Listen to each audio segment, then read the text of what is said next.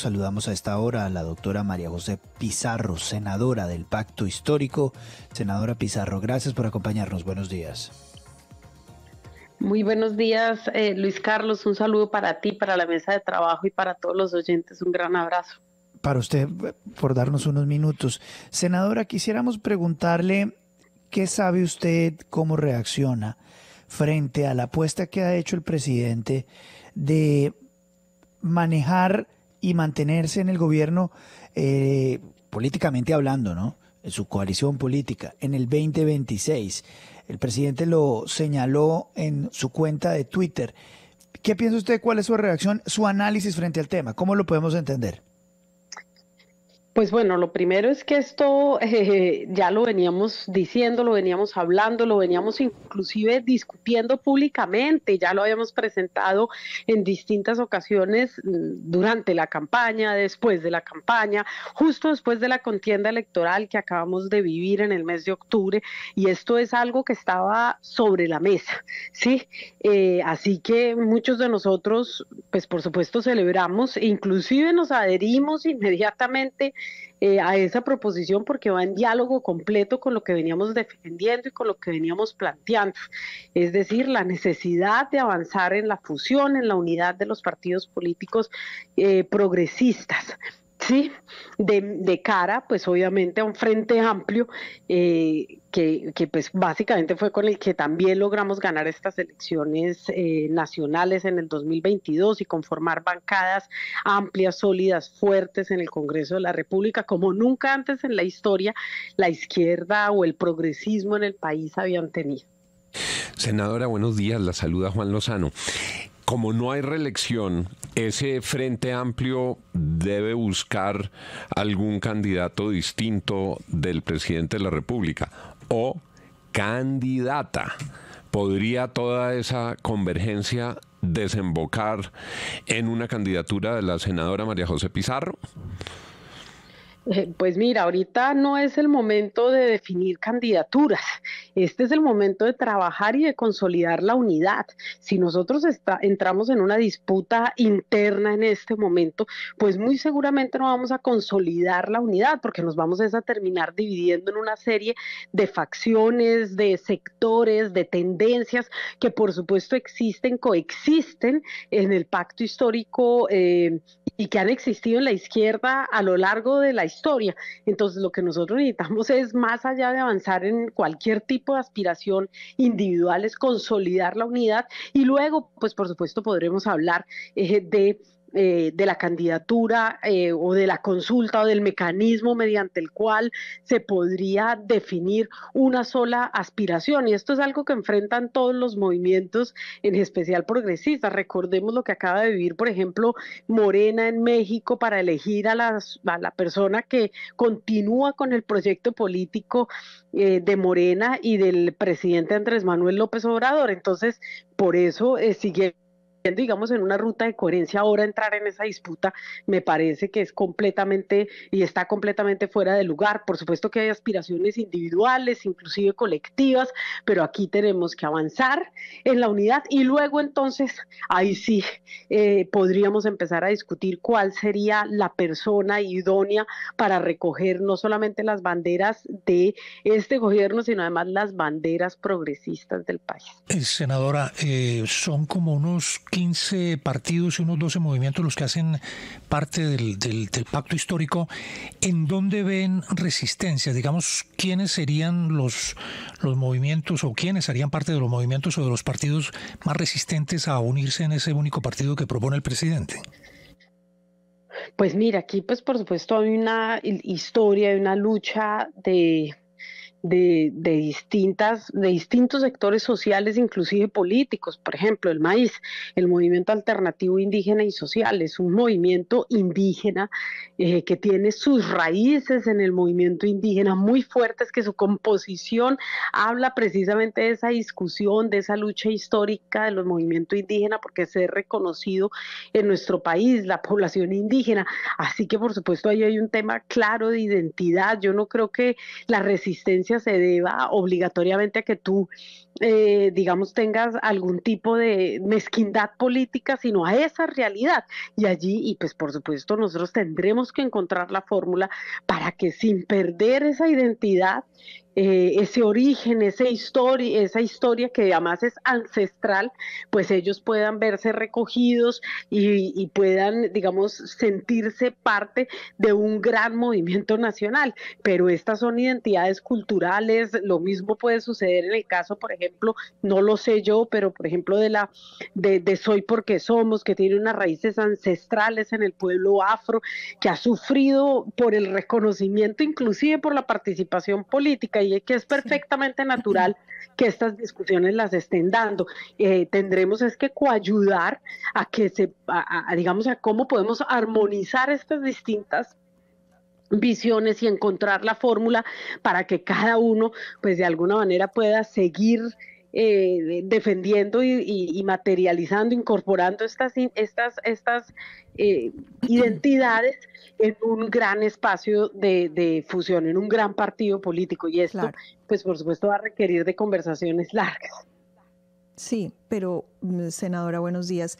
Nada de esto va a progresar a menos que no haya un gobierno popular. Es decir, esto todo va a depender, que se relija o no se relija un proyecto de gobierno, va a depender de cómo le vaya al presidente anterior y a la popularidad. Y pues digamos, las encuestas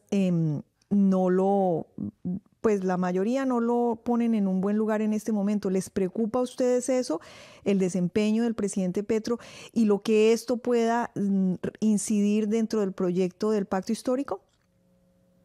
Pues mira, este es un año absolutamente determinante para el gobierno y para nosotros como proyecto político progresista. Es un año determinante. Las encuestas pues dicen muchas cosas, como tú bien dices, la mayoría de las encuestas pues obviamente la favorabilidad baja. Hay otras encuestas donde la favorabilidad está pues en unos estándares que a nosotros no nos parecerían exageradamente preocupantes, pero definitivamente un proyecto político progresista que está gobernando pues tiene que tener unos éxitos. Yo creo que este año va a ser determinante y tengo mucha confianza en lo que en términos de ejecución, de transformación, inclusive nosotros quienes estamos en el Congreso de la República liderando las reformas, tengamos esa capacidad de diálogo, inclusive con otras fuerzas políticas, porque como lo dije, por un lado está el bloque progresista y además, pues digamos, la necesidad de avanzar en ese diálogo donde podrían estar otras fuerzas políticas, y ahí el escenario y la capacidad de concertación y de diálogo de quienes ejercemos liderazgo dentro de la fuerza progresista, pues van a ser fundamentales para poder, digamos, consolidar ese tipo de diálogos, de conversaciones con otros sectores políticos afines o cercanos al progresismo, de ideas liberales, de ideas democráticas que defienden la paz, en fin. Senadora, ¿no es un poco ingenuo porque por una parte va el discurso político y en otra las acciones concretas y las obras? Escuchándola, sabe que los gobiernos son de 48 meses. Yo los divido en 3 grandes partes de 16 y cuando usted dice que este es el momento crucial es porque están justamente en los 16 meses de ejecuciones, porque los últimos 16 meses son claramente electorales. ¿No le parece que han mostrado muy pocas realizaciones para estar aspirando a reelección de un mandato? No reelección, digo reelección de ideas de un mandato. Pues mira, vuelvo y repito, efectivamente estamos en un momento determinante, como tú lo bien dices. Yo creo que sí, efectivamente entramos, digamos, en una en una etapa crucial de nuestro gobierno, y yo tengo, vuelvo y repito, muchísima confianza en lo que en términos de ejecución se ha venido planteando. Es que además recordemos que el primer año de gobierno es un gobierno en el cual ni siquiera se gobierna con un plan propio. Sí, realmente hasta este año arrancó, digamos, el proyecto progresista de este gobierno, la visión, digamos, de este gobierno, porque el primer año, pues tú estás gobernando con el plan con el plan de desarrollo del gobierno anterior. Entonces, pues nosotros yo creo que estamos en el límite y estos meses que vamos a vivir aquí en adelante van a ser absolutamente determinantes, pero ya las cifras, la identidad, la comprensión inclusive de aquello que estamos proponiendo lo tienen ya todos muchísimo más claro después, además de las reuniones que se tuvieron en diciembre para la planeación, pues yo creo que ahí empieza a alinearse la ejecución y esto tiene que dialogar muchísimo con lo que nosotros hagamos quienes tenemos responsabilidad en otro pedazo de esto que es precisamente el legislativo, es decir, las reformas que caminan en el Congreso de la República.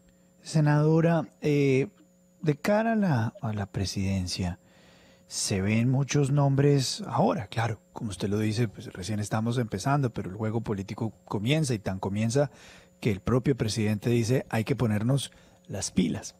En ese escenario, pues es innegable, se ve su nombre, se ve el nombre de Claudia López, el de Daniel Quintero, algunos meterían muchos más nombres en la izquierda, pero digamos, así a vuelo de pájaro tal vez serían de los más relevantes y contundentes.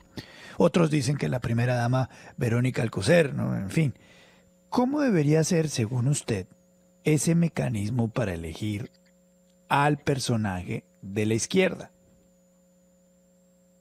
Pues mira, yo creo que ahorita si estamos hablando precisamente de unidad, de caminar ese escenario de la fusión, pues lo más torpe, creo yo, sería ponernos a hablar aquí de aspiraciones individuales y aspiraciones particulares. Si nosotros estamos buscando la unidad de un proyecto político es porque tenemos una visión común y porque tenemos, digamos, la comprensión de lo que se requiere en términos políticos para la continuidad de nuestro proyecto político que hoy está gobernando. Entonces, ponernos aquí, vamos a decir, crear ese escenario de disputa en este momento, pues me parece absolutamente torpe. Yo creo que el momento que camina hoy el progresismo es el de la unidad. En ese saco estarán muchos de los nombres que tú estás proponiendo o saldrán varios también, sí. O hay algunos que ni siquiera van a entrar en ese saco. ¿Por qué? Pues porque sencillamente no coinciden, no compaginan con un ideario progresista o con el ideario progresista que nosotros estamos proponiendo. Pero hoy quienes tenemos la responsabilidad de dirigir o que tenemos algún tipo de responsabilidad en la dirección del proyecto político, no podemos contribuir a ese escenario de disputa, todo lo contrario, tenemos que construir la unidad entre nosotros y luego más allá de nosotros. Y por eso, y en esa construcción de unidad, ¿hay algún tipo de mecanismo que ayude a establecer nombres que a usted le gustaría? Pues mira, yo creo que hablo ahora del tenemos mecanismo, que encontrar hablo del mecanismo. Sí, estoy hablando precisamente. Lo primero que tenemos que hacer es encontrar la fórmula para que las distintas visiones, fuerzas, tendencias puedan coexistir en el proyecto político sin que unas subsuman a las otras. Y eso ya va a ser, digamos, esa es la fórmula ganadora, porque es lo que nos va a permitir la continuidad, es decir, el mecanismo de fusión y coexistencia, inclusive de organización que tengamos al interior del pacto histórico. Y luego, cuando nosotros tengamos muy claro ese mecanismo, tenemos que empezar a discutir un mecanismo que evidentemente tendría que ser un mecanismo absolutamente democrático, que los errores que hemos cometido en el 2018, en ese primer germen de unidad que se llamó la coalición decentes, luego con el pacto histórico, las discusiones que tuvimos previas y las que tuvimos después, e inclusive las que acabamos de tener y los aprendizajes que acabamos de tener en las elecciones locales, pues no pueden repetirse, o sea que en mi criterio, en el de María José, pues por supuesto tenemos que avanzar en un mecanismo profundamente democrático de elección de candidaturas. Son las 9 de la mañana, 27 minutos. Muchísimas gracias por darnos unos minutos, senadora. Y también no quisiera cerrar esta entrevista sin unas palabras de su parte sobre la muerte de Piedad Córdoba. No, pues muchísimas gracias por la invitación y bueno, hoy despedimos a una mujer muy importante en la vida política de nuestro país, una mujer que le abrió las compuertas a la participación política de las mujeres. Ella además fue una de las autoras de la ley de paridad que finalmente se aprobó. Es una mujer que luchó por los pueblos, por su pueblo afro, ¿no?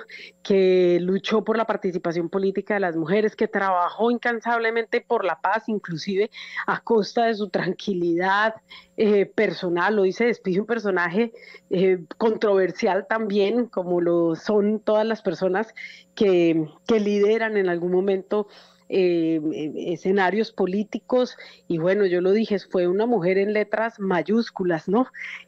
Como pocas se han visto en la política colombiana, cuando muchas de nosotras aún estábamos gateando, éramos unas niñas muy pequeñas, ella ya era presidenta de un partido político, la primera mujer presidenta de un partido político, así que del Partido Liberal Colombiano, así que yo creo que bueno, es una mujer que queda y que, bueno, hace parte de la historia de nuestro país. 9 de la mañana, 28 minutos. Senadora María José Pizarro, muchísimas gracias por darnos unos minutos esta mañana en la FM de RCN. Muy amable, muy gentil. No, muchísimas gracias, un gran abrazo. Gracias. 9:28 aquí en la FM de RCN, las noticias como son.